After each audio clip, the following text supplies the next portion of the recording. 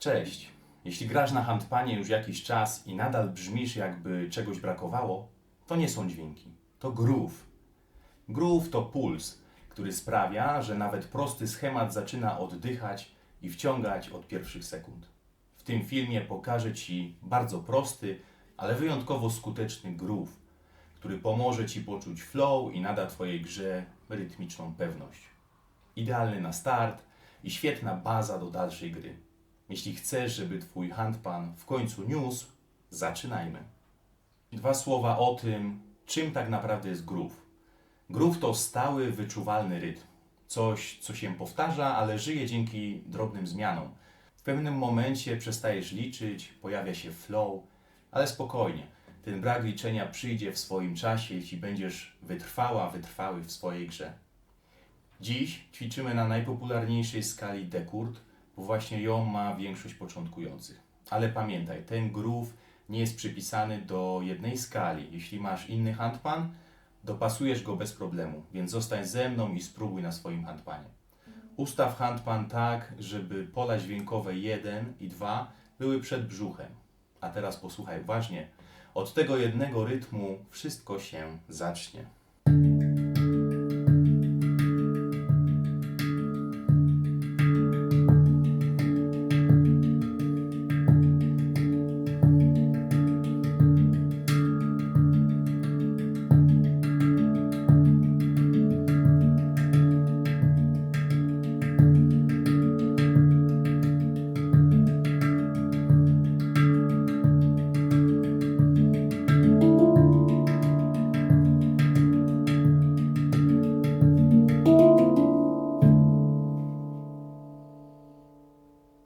Nasz podstawowy groove składa się z 8 dźwięków. Zaczniemy od opanowania pierwszych 4 dźwięków. Prawa ręka uderza ding, lewa ręka uderza pole numer 1, prawa ręka uderza pole numer 1 i lewa ręka uderza pole wokół dinga, czyli tak zwany shoulder. Ding, 1, 1, shoulder. To uderzenie w shoulder może być lekkie lub mocniejsze. Wszystko zależy od Ciebie. Jeśli chcesz delikatnie, potraktuj je jako ghost note, duszek. Subtelne dotknięcie handpana. Jeśli natomiast masz ochotę na mocniejszy akcent, uderz śmiało. Warto zwrócić uwagę na palce. Ding i shoulder najlepiej uderzać palcami wskazującymi. Pole numer 1 kciukami. Ręce trzymamy mniej więcej w połowie drogi między polem numer 1 a shoulder. Wtedy nie wykonujemy zbędnych ruchów i jesteśmy blisko wszystkich uderzeń. Powtarzamy razem. Ding, 1, 1, shoulder. Ding, 1, 1, shoulder. Ding, 1, 1, shoulder.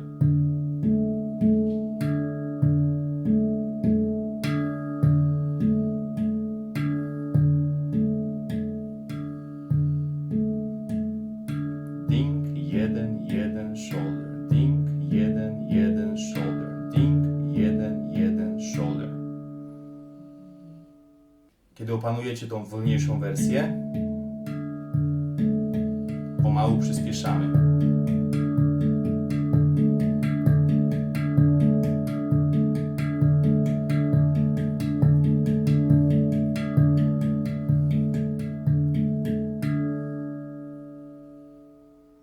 Ok, gdy pierwsze 4 dźwięki mamy opanowane, przechodzimy do następnych 4, które gramy tak samo poza jedną różnicą. Zamiast od dinga zaczynamy od shoulder.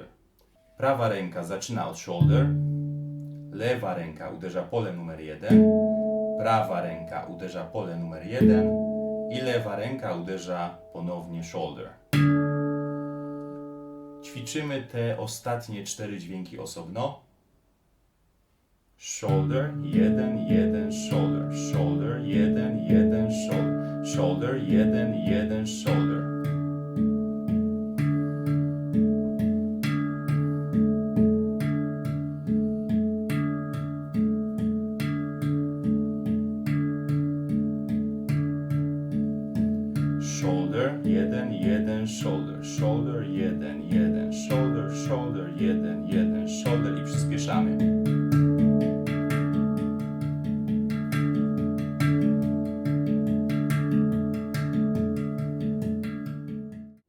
teraz łączymy 4 wcześniejsze dźwięki z tymi 4, mamy 8 dźwięków, gramy. Ding, 1, 1, shoulder, shoulder, 1, 1, shoulder.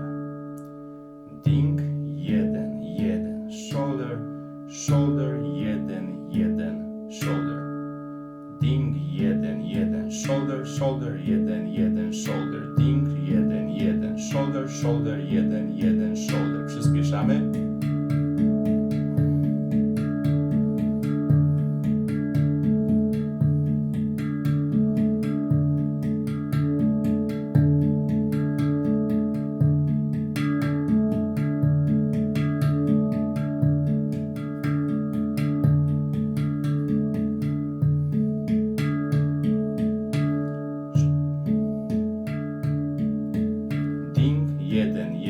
Shoulder, shoulder, 1, 1, shoulder. Ding, 1, 1, shoulder, shoulder, 1, 1, shoulder. Ding, 1, 1, shoulder, shoulder, 1, 1, shoulder.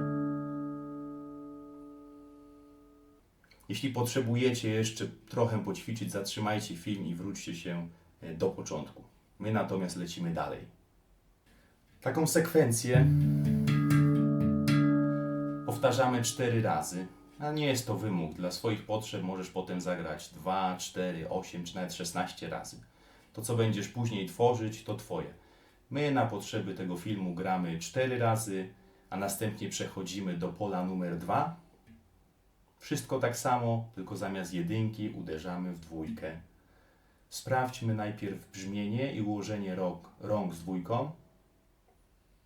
Ding, 2, 2, shoulder, shoulder, 2, 2, shoulder. Ding, 2, 2, shoulder, shoulder, 2, 2, shoulder. Ding, 2, 2, shoulder, shoulder, 2, 2, shoulder. Zagrajmy bez liczenia.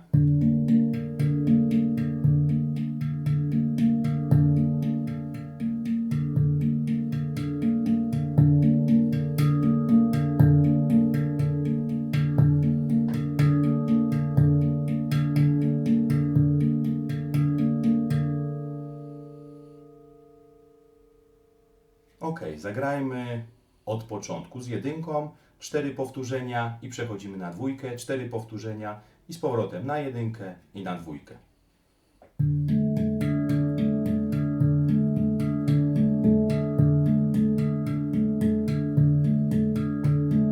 Na dwójkę. Trzecie powtórzenie, 4 i na jedynkę. Pierwsze, drugie, trzecie i 4. Dwójka. Trzecie powtórzenie i 4. I jedynka. Trzecie powtórzenie i 4. I przechodzimy na dwójkę.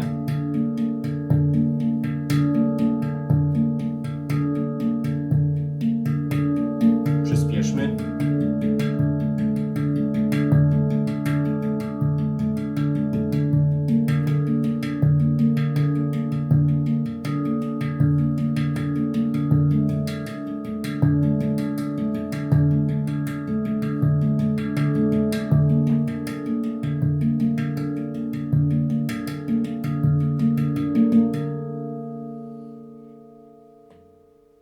Super! Nauczyłeś się podstawowego groove'u, który teraz możesz wykorzystać do tworzenia własnych kompozycji. Zapytasz pewnie, no ale jak to zrobić? Najprościej jest zacząć od zrozumienia, jak działa nasz groove w praktyce. Tak, abyś mógł wprowadzić własne kombinacje i wariacje. Nasz groove składa się z 4 powtórzeń schematu podstawowego. Najpierw gramy go z polem numer 1 4 razy, potem gramy go z polem numer 2 4 razy. Schemat podstawowy to 8 uderzeń, które dzielimy na 2 części po 4 uderzenia. Pierwsza 4 to nasze take dimi, czyli ding 1 1 shoulder. Druga 4 nasze taka juno, shoulder 1 1 shoulder. O sylabach rytmicznych mówię więcej w jednym z wcześniejszych odcinków, więc jeśli chcesz zgłębić ten temat, tam znajdziesz dokładne wyjaśnienia. Link wrzucę w opisie filmu. Aby groove naprawdę ożył, będziemy wprowadzać modyfikacje w ostatnich 2, 3 lub 4 uderzeniach naszej ósemki, czyli w tej części take Juna, ale w ostatnim 4 powtórzeniu naszego schematu podstawowego. Także pierwsze 3 powtórzenia gramy dokładnie tak jak do tej pory, to było trzecie, a dopiero ostatnie powtórzenie urozmaicamy w tych dźwiękach take Juno, czyli tutaj gdzie był shoulder, 1, 1, shoulder. Te dźwięki będziemy zamieniać. I tu zaczyna się zabawa. W tym miejscu możesz wypróbować różne warianty. Ja pokażę Ci kilka przykładów, żebyś zobaczył, jak wiele możliwości daje ten prosty schemat. Zacznijmy od ostatnich 2 dźwięków. Je zamienimy na pole numer 5 i 6. I zwróćmy teraz uwagę na to, w którym momencie, po którym uderzeniu przechodzimy na inne pole. Jako początkujący musisz się w tym miejscu zatrzymać, chwilę nad tym pomyśleć, najlepiej zapisać to gdzieś na kartce albo w głowie. Wtedy jest łatwiej to wdrożyć w grę. A więc sprawdźmy. Skupmy się na ostatniej ósemce, czyli na 4. powtórzeniu naszego schematu podstawowego. Tutaj gramy ta, ke, di, mi, ta, ke, ju, no. I ostatnie 2 dźwięki to są ju, no. A juno zaczyna się w tym momencie. Ta, ke, di, mi, ta, ke, ju, no. 2 ostatnie dźwięki w naszej ósemce to ju, no, czyli 1 i shoulder. Te dźwięki będziemy zamieniać na 5 i 6. Czyli nie będziemy grać 1 i shoulder, tylko będziemy grać 5, 6. Sprawdźmy. Ta, ke, di, mi, ta, ke, ju, no. Jeszcze raz. Ta, ke, di, mi, ta, ke, ju, no. Z 2. Ta, ke, di, mi, ta, ke, ju, no. To samo. Ta, ke, di, mi, ta, ke, ju, no.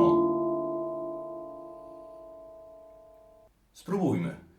3 powtórzenia schematu podstawowego i w 4. powtórzeniu, po tym jak lewy kciuk uderzy po raz drugi w pole numer 1, to kolejne uderzenie, czyli nasz prawy kciuk, uderza w 5, a lewy wskazujący w 6.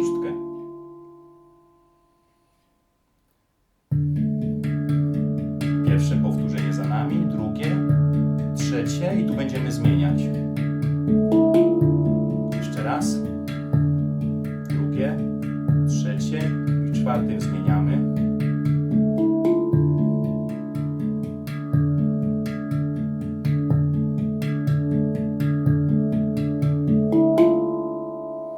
Po tym jak kciukiem uderzamy 1, to nasza prawa ręka już idzie na 5, a lewa na 6. Ułóżcie to sobie w głowie, przemyślcie sobie to najpierw, będzie Wam dużo łatwiej. Spróbujcie posłuchać jak to brzmi, a potem zatrzymajcie film i poćwiczcie sami.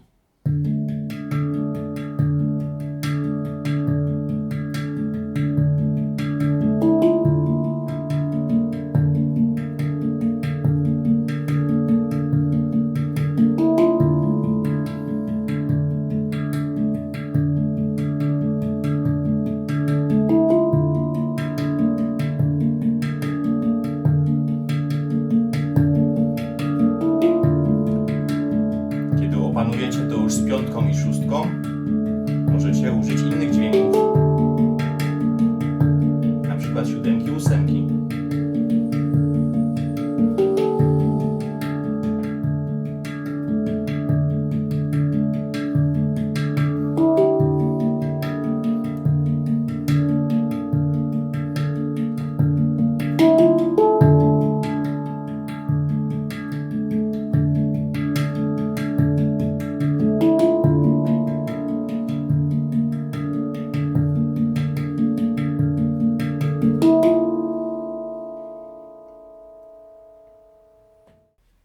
przykład to zmiana 3 ostatnich dźwięków.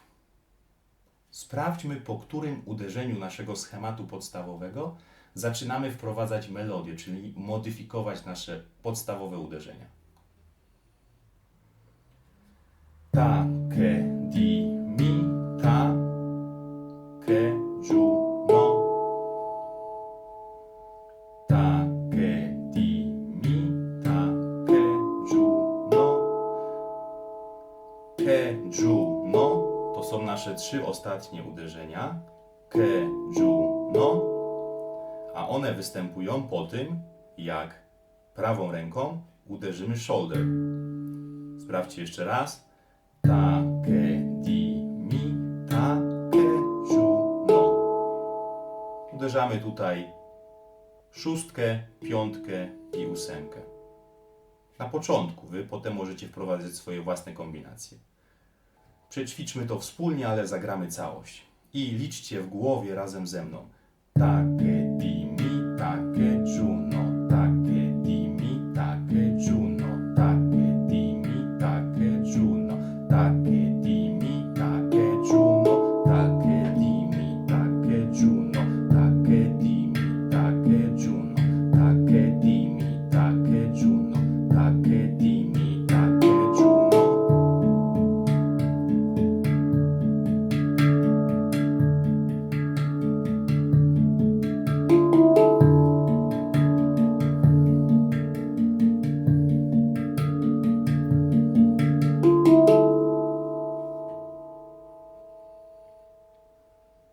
I jeszcze jeden przykład, gdzie modyfikujemy 4 ostatnie dźwięki, czyli nasze całe ta, ke, ju, no. Ta, ke, ju, no. Zamieniamy całkowicie i tu wprowadzimy dla urozmaicenia nóg, czyli kostki.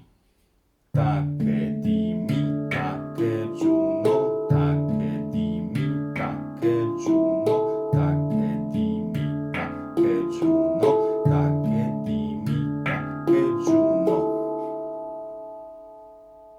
Zagrajmy całość. Będziemy grać nóg. No i niech będą 6, 7, 8.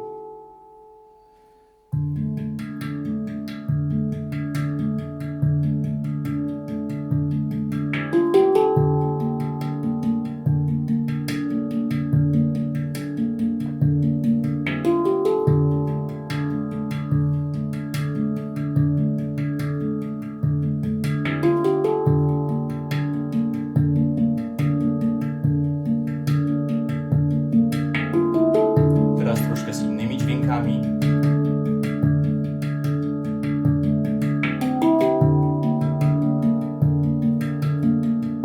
Wy też pobawcie się dźwiękami.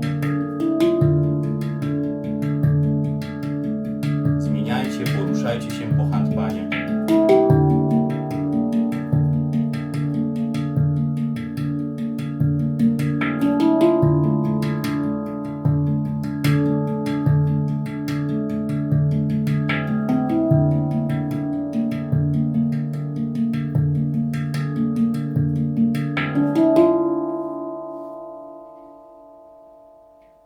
Tu właśnie wkracza komponowanie własnych utworów, albo jak kto woli, granie intuicyjne, gdzie nie musisz myśleć o każdym uderzeniu, bo ręce same wiedzą, co grać.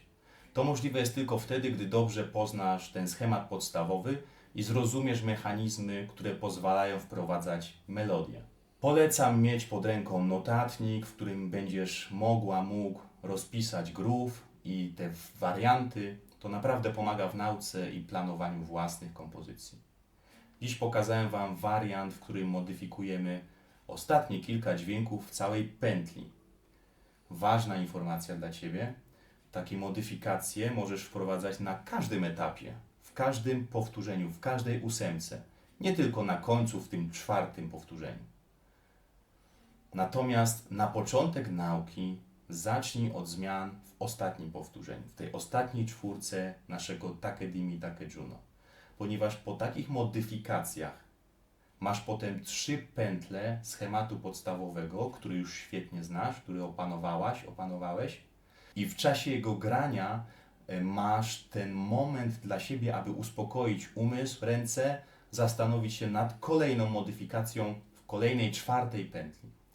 Zapewniam Cię, że jeśli będziesz systematyczny w grze, przyjdzie taki moment, że ręce same zaczną grać, modyfikacje schematu podstawowego nie będą stanowiły dla Ciebie żadnego problemu na każdym etapie. Najlepiej zacząć od prostych zmian, a potem stopniowo podnosić poprzeczkę, rozwijając swoje umiejętności i kreatywność w grze. To już wszystko na dziś. Mam nadzieję, że udało Ci się opanować podstawowy groove, poczuć ten rytm w rękach. Jeśli chcesz więcej, zapraszam do pozostałych odcinków, w których pokazuję równie proste, a jednocześnie efektowne melodie, idealne do ćwiczeń i rozwijania własnej gry. Jeśli podobała Ci się dzisiejsza lekcja, zostaw subskrypcję, lajka, komentarz, może z pytaniem, uwagą albo po prostu z Twoimi wrażeniami na temat tej lekcji. Będę ogromnie wdzięczny, bo dzięki Waszym komentarzom wiem, że mam dla kogo nagrywać i że to, co pokazuję, naprawdę komuś pomaga. Zostań ze mną, a w kolejnej lekcji pokażę Ci coś ekstra. Tajemnicę swobodnej gry na handpanie. Przećwiczymy wspólnie, jak poznany dziś schemat łatwo przenieść na inne pola dźwiękowe, a tym samym jak przenieść swoją grę na wyższy poziom. Do zobaczenia w kolejnym odcinku.